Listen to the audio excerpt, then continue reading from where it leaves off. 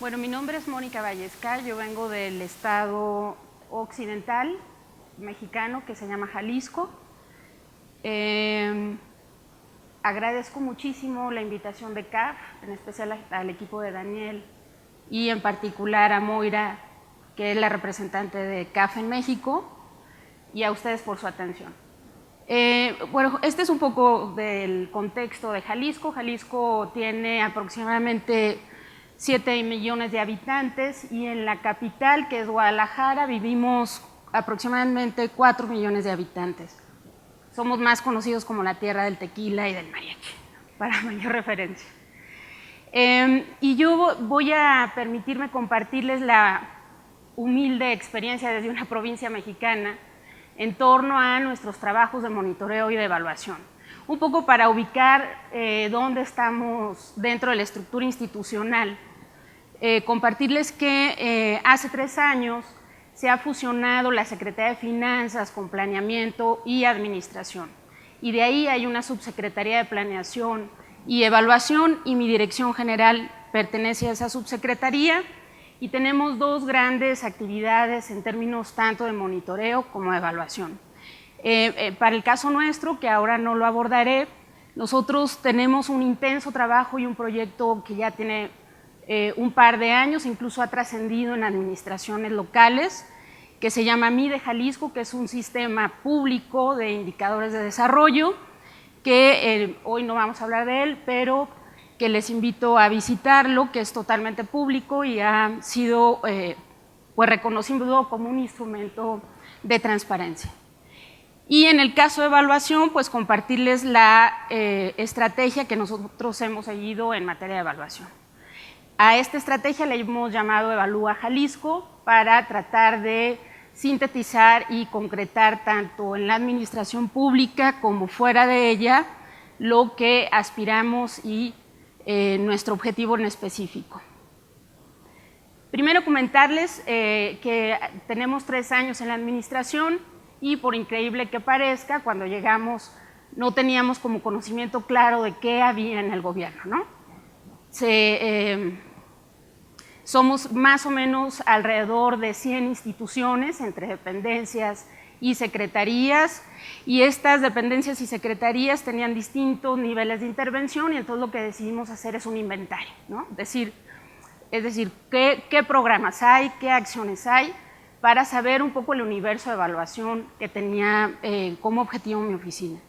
Y entonces hicimos un sistema público que inició tal cual como un instrumento nuestro, más de casa o más interno para conocer los programas, pero ahora se ha convertido en un instrumento público de gran utilidad y de gran uso ciudadano.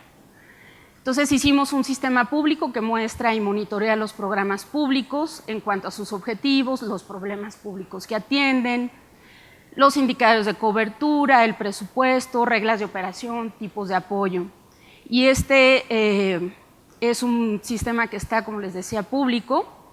Este es un pantallazo, ¿no? Simplemente como aparece, donde ustedes pueden observar, tenemos 176 programas y acciones y las hemos definido, ha sido un poco una construcción en el camino, ¿no? Los hemos definido como estas intervenciones públicas que tienen una teoría de cambio, ¿no? Que tienen una aspiración de tener una transformación o incrementar las capacidades de la gente.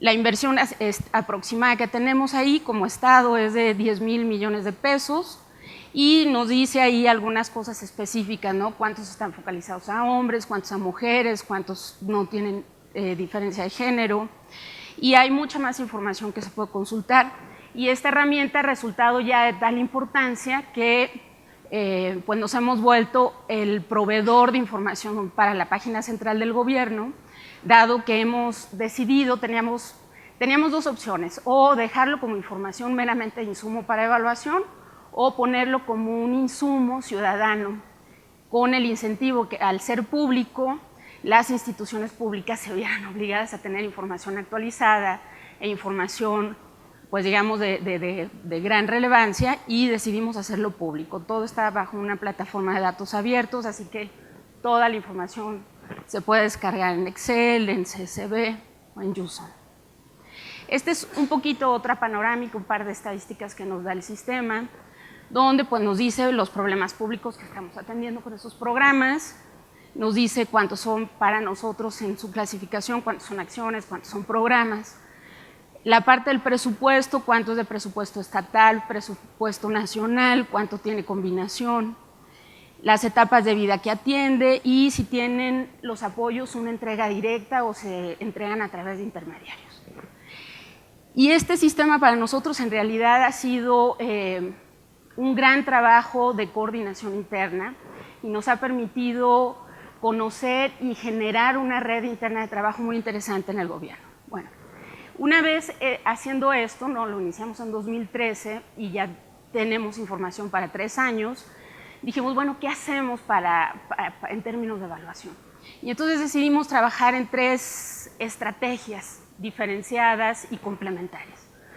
Primero, pues mejorar las condiciones de evaluación de los programas, ¿no? Como comentaba Vivian, como se comentaba en la mañana, pues nos dimos cuenta que nuestros programas, ante este gran universo, pues teníamos una gran tarea de mejorarlos, ¿no? Tenemos una gran tarea de mejorar su objetivo, de mejorarles sus problemas, de mejorarles su forma incluso de cómo se definen, incluso cómo se entienden, ¿no? Generar conocimiento institucional. Y entonces trabajamos en temas de mejora de condiciones, trabajamos en la promoción de la práctica evaluativa, la contratación de evaluaciones externas y estamos también trabajando en el uso de la evidencia. Y todo esto pues con el objetivo de tener una mejor eficacia y eficiencia de los programas y las políticas públicas.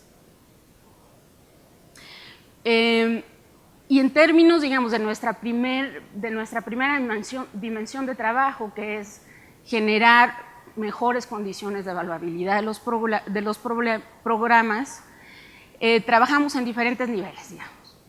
En términos, primero, conceptuales, en el equipo tuvimos una asesoría, acercamiento con Coneval, con algunas otras instituciones, y entonces definimos un propio marco y un propio modelo de términos y de alcances de evaluación para nuestros programas.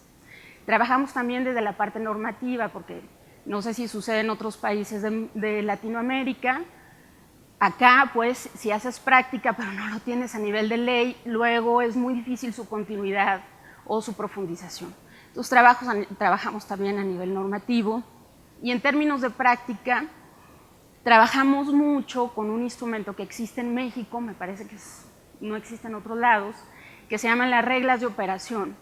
Y las reglas de operación son instrumentos para cada programa que definen el diseño del programa y definen los medios de intervención, pero también tienen algunos elementos de normatividad y de requisitos, las formas en cómo el Estado o cómo el gobierno decide por qué a unos sí y por qué a otros no, ¿no? Entonces, las reglas de operación para nosotros son muy importantes. Trabajamos en términos de acompañamiento técnico independiente a través de la creación de un consejo técnico independiente, que ahora les platicaré, y en términos de capacidades tanto internas como externas. ¿Y por qué digo externas? Pues porque si bien en México hay una gran tradición de evaluación, la mayoría de los evaluadores se concentran en la Ciudad de México. Entonces, cuando gobiernos subnacionales queremos emprender alguna actividad de evaluación, pues tenemos que venir a la Ciudad de México a hacer contratación de evaluadores externos, siendo que tendríamos que desarrollar capacidades locales también para que hubiera evaluadores.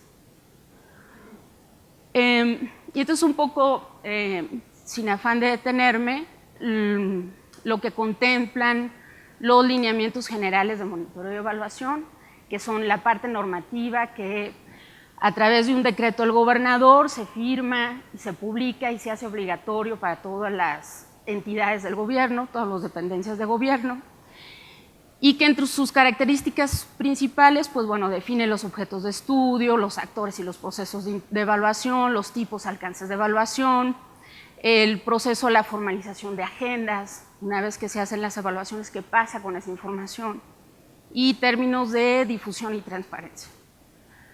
Este es un poco, de manera sintética, nuestro modelo, nuestros tipos de evaluación que tenemos identificados, que trabajamos desde 2013, ¿no? Y sobre lo que hemos venido trabajando en los últimos 3 años. Por un lado, pues tenemos los objetos de los objetos de evaluación, que como ustedes ven, la parte más grande pues es el Plan Estatal de Desarrollo, los programas sectoriales, que esto es un mandato de ley que tiene mi dirección. La parte central son los programas públicos, que son estos programas que tienen una intervención, una teoría de cambio, y en específico las reglas de operación, dada la importancia que les comentaba. Y del otro lado, pues pueden ver los tipos de evaluación que nosotros hemos definido y sobre los cuales hemos estado trabajando. Empezando desde lo más bajo, pues las evaluaciones de diseño, las evaluaciones de operación o de procesos, evaluaciones de resultados, encuestas de satisfacción de beneficiarios, estudios de consistencia y resultados, estudios de impacto, y hay otra clasificación que es estratégica, que es fuera del programa en específico, hablar de un conjunto de programas, ¿no? Que este es el modelo que nosotros hemos tomado, obviamente de la experiencia de Coneval, de experiencias de otros lados, pero digamos en los primeros 3 años nos hemos concentrado en los primeros 4, 5 niveles. Hemos llegado hasta consistencia y resultados. No hemos hecho hasta el momento ninguna evaluación de impacto. En términos, siendo estos los términos que están a nivel de ley. Y un poquito mostrarles, este es el contenido de las reglas de operación que para nosotros es crucial, es un instrumento que nos ha servido para homologar conocimiento dentro del gobierno y también nos ha servido como un instrumento de mejorar las condiciones de evaluabilidad. Las reglas de operación, este es su contenido. Nosotros hicimos una guía para que cada uno de los programas de las dependencias supiera cómo hacer, ¿no? Cómo hacer mejores reglas de operación, y este es el contenido básico. Tiene una introducción, una descripción básica del programa, objetivos, cobertura, población objetivo, características de beneficios, beneficiarios, procesos de operación, matrices de indicadores, evaluación, transparencia. Vienen ejemplos y vienen preguntas claves para hacerse un pequeño autotest cada uno de los funcionarios a fin de saber si su instrumento está adecuado o no. Y en el caso específico de reglas de operación, lo que hemos hecho durante los últimos 3 años ha sido evaluar las reglas de operación, ¿no? Es decir, si estos instrumentos están bien diseñados, tienen buena calidad, promedio, digamos, los programas obtienen una calificación de 63 puntos sobre 100 de la calidad y la consistencia de sus reglas de operación. Este es el panorama de los programas evaluados en sus reglas de operación, donde, bueno, vemos de manera unitaria, pero lo vemos también por dependencias, y entonces eso para nosotros ha sido un incentivo muy fuerte porque nosotros lo hacemos público. Antes de iniciar la elaboración de las reglas de operación del siguiente año, nosotros se los hacemos público a las dependencias, ellos conocen los resultados y mejoran la elaboración de sus reglas de operación para el año siguiente, y eso nos ha permitido elevar la calidad de los mismos instrumentos. Y en términos de el otro tramo que hemos trabajado en términos de la mejora de las condiciones de evaluabilidad, pues es tener criterios de independencia técnica dentro de la estrategia de evaluación. Y para ello creamos un consejo técnico independiente, le llamamos Consejo Técnico Independiente, que está básicamente conformado por 3 grandes grupos. El primer grupo, que son instancias nacionales, que para nosotros es muy importante la vinculación con Coneval, que es el Consejo Nacional de Evaluación de la Política de Desarrollo Social.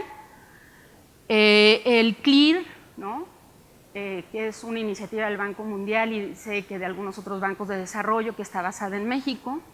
La Secretaría de Hacienda y Crédito Público, que para nosotros en México funciona en triada, digamos, Coneval, Hacienda y la Secretaría de Función Pública. Y entonces estas 4 instituciones nacionales se reúnen en Guadalajara, nos han aceptado de manera muy generosa participar y van con nosotros 4 veces al año, discutimos durante todo un día la estrategia, los hallazgos, los proyectos por venir, y sobre eso trabajamos. Y el componente local ha sido fundamental. Tenemos a los principales investigadores, muchos de ellos son o han participado como evaluadores en algunas evaluaciones nacionales, de todas las universidades públicas, locales, públicas y privadas también. Y por otro lado está los miembros de gobierno, ¿no? Que está el ministro, está el subsecretario o el viceministro, estoy yo como secretaria técnica, está el secretario de Finanzas y la Secretaría de Desarrollo Social. Cabe decir que para el caso nuestro, solo el ministro tiene derecho de voto, todos los demás tenemos solamente derecho de voz, ¿no? Los únicos que tienen derecho de voto son los externos y el ministro por cuestiones de presidencia del Consejo, ¿no? ¿Y qué ha pasado con este Consejo? Para nosotros ha sido fundamental porque ha hecho 2 recomendaciones directas al gobernador que para nosotros ha sido estratégico, ¿no? El año pasado le recomendó que se hiciera un ejercicio de selección estratégica de las prioridades del gobierno y que se garantizara su evaluación y que a la par permitiera y garantizara la disponibilidad de recursos para evaluarse, que para nosotros eso es fundamental, ¿no? Podremos tener buenos términos de referencia para hacer una evaluación, condiciones, pero si no tenemos el presupuesto, muchas veces resulta un poco complicado. Y el gobernador aceptó la recomendación y eso ha permitido generar mucho mejor condición para nuestra estrategia. En términos de la promoción de la práctica, lo que hemos hecho básicamente son 3 cosas, ¿no? Por un lado, pues a nivel normativo igual, lo que hemos hecho es, en los últimos años ya mucho más de manera formal, el primer año lo hicimos un poco como piloto, pero hacemos anualmente un programa anual de evaluación, ¿no? Es decir, hacia noviembre y diciembre el equipo nos juntamos con todas las dependencias públicas y entonces levantamos necesidades, ¿no?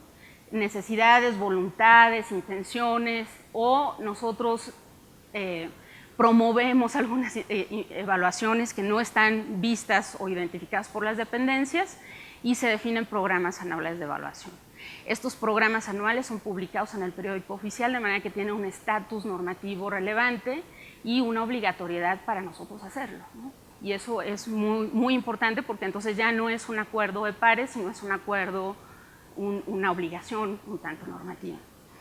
En términos de práctica, recientemente lo que hicimos en septiembre, lo acabamos de crear, a partir de esta recomendación que les comentaba del Consejo Técnico Independiente, lo que se decidió fue, bueno, ¿cómo lo financiamos? Porque las evaluaciones primeras se estuvieron financiando del presupuesto de la dirección, de la propia subsecretaría. Entonces, a partir de este año, las evaluaciones se están financiando con recursos de los propios programas, ¿no? Entonces, el ministro decidió notificarles y decirles, oiga, usted en sus reglas de operación debe considerar, al menos, ¿no? Debe considerar una cláusula donde diga que hasta el 2% del presupuesto inicialmente asignado por el Congreso debe ser destinado exclusivamente para evaluación. Y entonces eso nos cambia de manera muy significativa la posibilidad de hacer evaluación. En la decisión interna de cómo hacer para tener ese dinero, ¿no? Porque de repente es muchísimo dinero y entonces nosotros decíamos, no, tampoco tenemos la capacidad para hacer tanta evaluación o para incidir en mejorar los procesos evaluativos. Entonces, lo que se decidió fue tener reuniones con los programas que ya estaban definidos en el programa anual de evaluación y definir un monto que resultara positivo tanto para el fondo como para no afectar sus resultados. Y se creó, en México hay una figura que es fideicomiso, no sé si en todos los países exista, se creó un fideicomiso de pago de tal manera que todas las contribuciones de todos los programas de las entidades se colocan en ese fideicomiso y a partir de ese fideicomiso se hacen contrataciones externas, porque huelga decir que todas las evaluaciones son contratadas desde la oficina para que sean realizadas por externos. Entonces creamos ese fideicomiso y finalmente pues la coordinación de la estrategia evaluativa que ha sido pues desde 2013, 2014 y 2015. Esta es un poco la trayectoria que hemos tenido en los últimos años. En 2013 iniciamos, hicimos 3 evaluaciones a 3 programas que eran de 2 dependencias. En 2014 brincamos hasta 9 evaluaciones, que de las 9 evaluaciones, 2 fueron una para reglas de operación y otra hicimos una un estudio evaluativo sobre todos los programas inventariados para identificar en su documentación establecida en el sistema la calidad de información y un poco la alineación de sus lógicas causales que tenían en el papel, ¿no? la alineación documentada que se tenía. Y para 2024, a partir de la recomendación, digamos, eso nos ha llevado a tener que escalar de manera muy significativa nuestra agenda y estamos proyectando, apenas estamos en el proceso de contratación, dado que el fideicomiso acaba de crearse hasta septiembre, en el proceso de contratación para realizar 24 evaluaciones que corresponden a 11 dependencias. Un poco la numeralia, digamos, de los 2 primeros años es 12 evaluaciones realizadas de programas de 6 dependencias, que estas evaluaciones implicaron evaluar programas por 724 millones de pesos, y un poco en el argumento de que si es caro evaluar o no es caro evaluar, pues nosotros sacamos la relación de lo que nos ha costado la contratación de los externos con respecto al presupuesto inicialmente asignado, y pues nosotros vemos que es 0.41% del presupuesto total asignado lo que nos ha costado la contratación de los externos. En realidad es muy insignificante. Estos son algunos de los programas, o son los programas evaluados durante 2013 y el tipo de evaluación realizada. Apoyo a mujeres jefas de familia, que es un programa que da un apoyo económico a las mujeres que son jefas de hogar, que no tienen una pareja, y se le hizo una evaluación de diseño del programa y se hizo un levantamiento de línea base. Apoyo al transporte, que es un apoyo para el transporte de todos los estudiantes, se le hizo una evaluación específica, es decir, contratamos diseño, procesos y operación, y así para cada uno de los programas. Tenemos programas de desarrollo social, tenemos programas de educación, programas de trabajo, un programa de movilidad, ¿no? Programas de cultura también, y los tipos de evaluación pues ha sido básicamente consistencia, resultado, diseños, operación. Y este es lo que tenemos para 2015, algunas ya se contrataron, ya están empezando, como es el caso de estas 2 estratégicas, que es la consistencia, ¿no? Seguimos mejorando la consistencia de los programas, porque cuando uno lee las definiciones de los problemas a atender a veces no están nada claros, ¿no? Ni los problemas, ni los mecanismos de intervención, y entonces a veces tenemos un objetivo fijado aquí y las intervenciones caminan para otro lado, ¿no? Entonces, tratar de tener toda esta información documentada y clara nos permite, a través de la información que obtenemos con el estudio de consistencia que hacemos para los 170 programas y acciones inventariados, y la consistencia de calidad de las 37 reglas de operación que fueron publicadas este año. En el caso de las evaluaciones específicas, que son de diseño, proceso y resultados, pues tenemos estos programas. Como ustedes pueden ver, pues hay tanto de cultura, hay de desarrollo social, de desarrollo económico, hay de financiamiento y de promoción a la inversión. Y no, digamos, estamos explorando unos términos de referencia que le estamos llamando una evaluación interna con asistencia técnica, ¿no? En México, Coneval tiene unos términos de referencia de una evaluación que le llama consistencia y resultados, que es una evaluación bastante estandarizada, ¿no? Son 100 preguntas que están súper estandarizadas, se han hecho durante los últimos 6, 7 años a nivel federal, entonces ya hay mucho avance en este tipo de evaluación, y lo que nosotros decidimos fue hacer un ejercicio de acompañamiento con un externo, pero que sea hecho a partir de las unidades internas de evaluación de las dependencias con este acompañamiento. Entonces, estamos entrando con todos estos programas que van también sociales, de cultura, de la juventud, de vivienda, etcétera. Y ya prácticamente para terminar, pues mostrarles en la fase del uso de esta información para mejorar la eficacia de nuestros programas, pues lo que hemos estado haciendo ha sido un trabajo muy intenso con nuestros colegas dentro de las dependencias para generar, a partir de las recomendaciones de evaluación, generar agendas de acción. Y entonces lo que hemos, y todo esto está público, pero con el apoyo de CAF, en específico con el acercamiento que tuvimos con Moira, nos dieron una asistencia técnica, que es que es un sistema público. Esta es una versión DOMI, todavía no lo hacemos público, lo haremos público en enero, donde será público toda la información de todas las dependencias que tengan agendas de mejora, es decir, todas las que hayan recibido una evaluación deberán hacer una agenda de implementación de mejora, que a veces la mejora es simplemente corregir el objetivo, simplemente corregir incluso la redacción de sus reglas de operación, ¿no? Y esto a partir de las evaluaciones que ya hicimos en los primeros 2 años, tuvimos 101 recomendaciones, 77 se convirtieron en compromisos de mejora, porque no todas las recomendaciones son aceptadas por el programa, ¿no? Se presentan las recomendaciones y el programa tiene un proceso de deliberación para decir por qué es pertinente o por qué no es pertinente una recomendación. Nosotros actuamos como dictaminadores de esta valoración y esto ha sido lo que hemos obtenido a partir de las recomendaciones, ¿no? En 69 de los casos de las recomendaciones se han convertido en corrección de actividades y procesos, ¿no?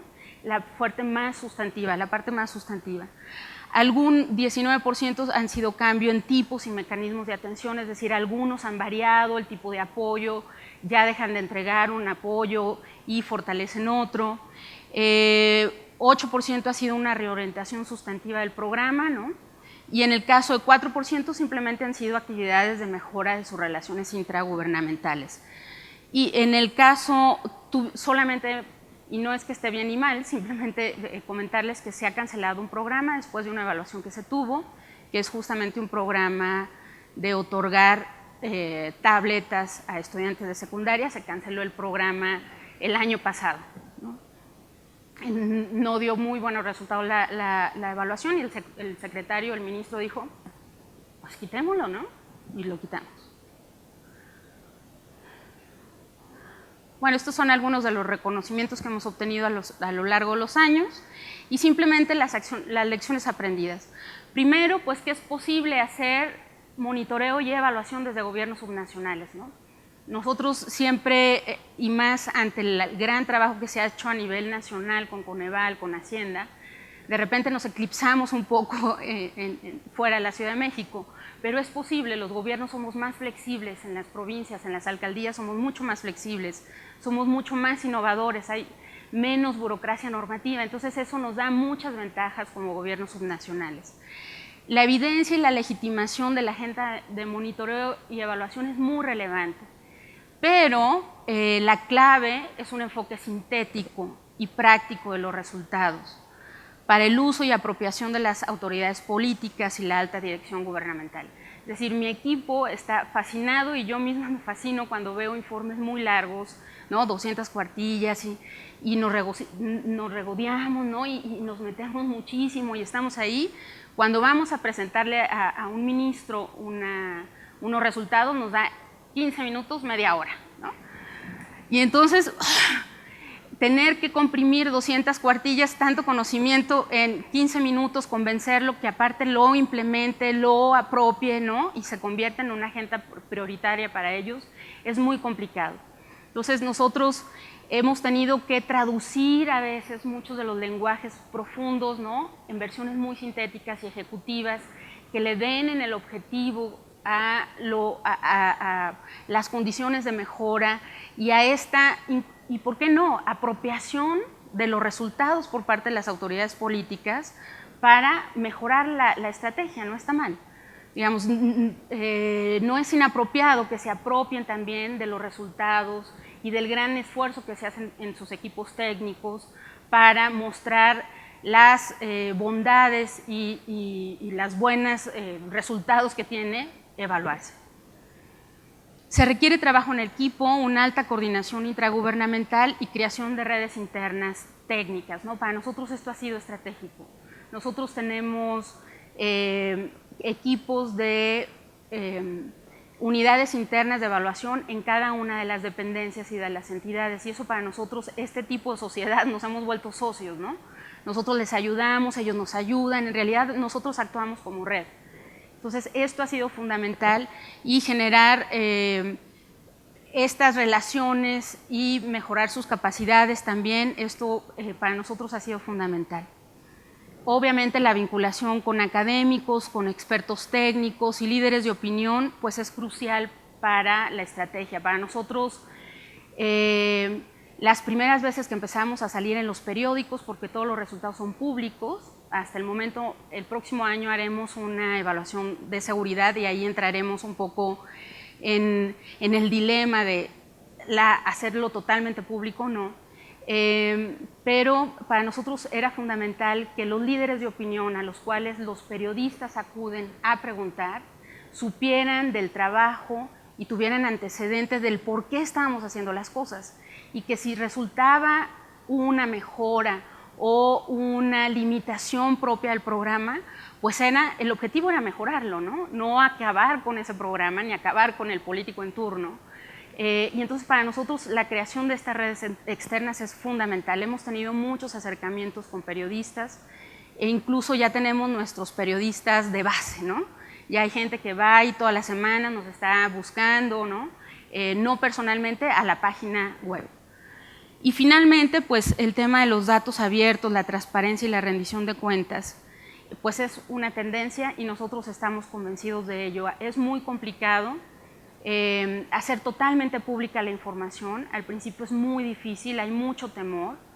Lo que hacemos nosotros las primeras veces, ahora es menos, todos los informes de evaluación los revisaban las áreas de comunicación social nuestras y de la dependencia evaluada, ¿no? Entonces, además del trabajo de revisión de los equipos técnicos, lo revisaban las áreas de comunicación social, y eso fue fundamental, porque oye, que no se vaya a sentir el consultor o el evaluador, pero quizás esta palabra no es tan pertinente, ¿le podrías comentar?